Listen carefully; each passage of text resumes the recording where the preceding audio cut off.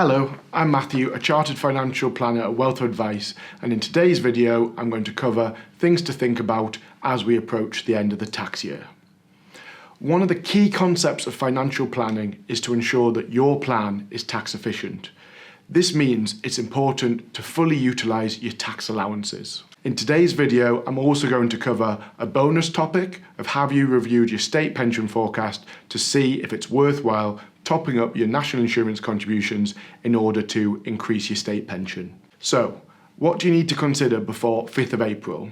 There are 3 planning opportunities to review before the end of the tax year. Have you used your ISA allowance? Have you thought about making a pension contribution? And thirdly, have you got taxable income that fully utilises your personal allowance? So, firstly, have you used your ISA allowance? We have a video that covers ISAs in more detail, but for the purposes of this video, I'll consider the high-level view that everyone in the UK can save £20,000 into an ISA in each tax year. In the simplest terms, you can invest funds into a stocks and shares ISA, or you could hold money in a cash ISA.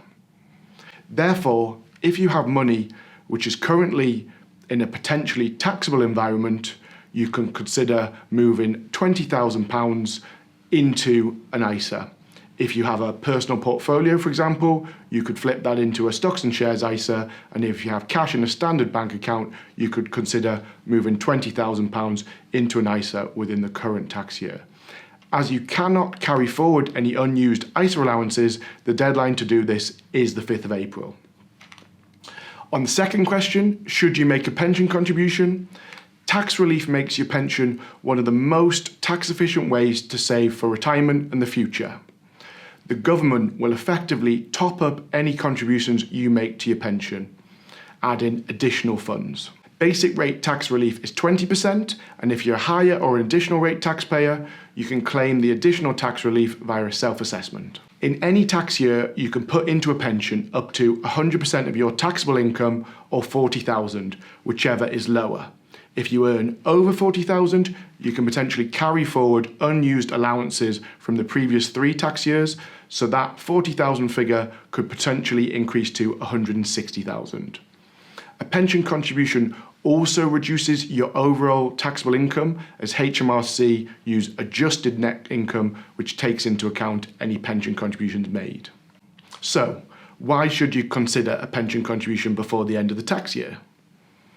There are a number of reasons to consider a pension contribution. 1, it's a very tax efficient way to save towards retirement in the future. 2, a pension contribution can be used to bring down your taxable income below a threshold. For example, anyone who's earning over £100,000 could effectively make a pension contribution and get tax relief of 60%. 3, if your income is abnormally high in a tax year due to a bonus or redundancy payment, this might be a good opportunity to utilise carry forward and make a large pension contribution. Unlike the ISA allowance, you are able to carry forward your unused pension allowance, but as I mentioned before, you will need future taxable earnings in order to make a contribution in the future. So the third planning opportunity, does your taxable income fully utilise your personal allowance? In the current tax year, you can take income of £12,570 and not pay any tax. If you are below this amount of income and have a flexible income source, such as a pension, you could consider taking additional income up to that threshold. There are a couple of caveats here. Firstly, I often say, don't let the tax tail wag the investment dog. And in this case, you could say, don't let the tax tail wag the income dog. If you don't need the income now, a pension is a sensible home for those funds. However, if you're likely to need the additional income in the next 6 months, for example, it would make sense to make a withdrawal before the end of the tax year, and that is the 5th of April.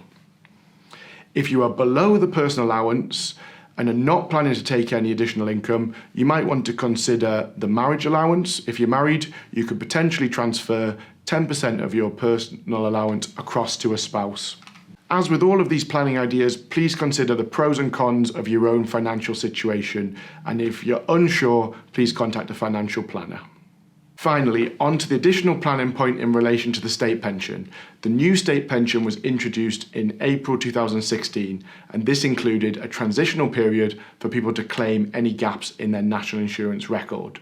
So, if you're aged between around 45 and 70, it's possible to boost your state pension, but there is a deadline. It was the 5th of April, but because of the demand, the government have extended the deadline to the 31st of July this year. So, what do you need to do? Simply, you need to check your state pension forecast to see, 1, if you have sufficient national insurance contributions to claim a full state pension. 2, check for any gaps in your records and consider how many future years you may contribute before you plan to retire. 3, you may have the opportunity to top up your national insurance contributions. If you have a full national insurance record or expect to accrue the full national insurance record in the future, you don't need to do anything. If you find that you have gaps in your national insurance or you aren't entitled to the full state pension, you may wish to consider voluntary contributions. In simple terms, for an additional contribution of around £800, you could potentially benefit from an additional £275 per year.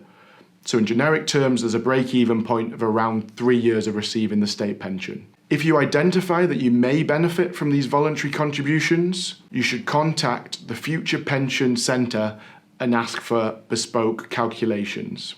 They will also provide you with details of how to pay the voluntary national insurance contributions yourself. If you have got any additional topics that you would like us to cover, please let us know in a comment below. Thanks for watching.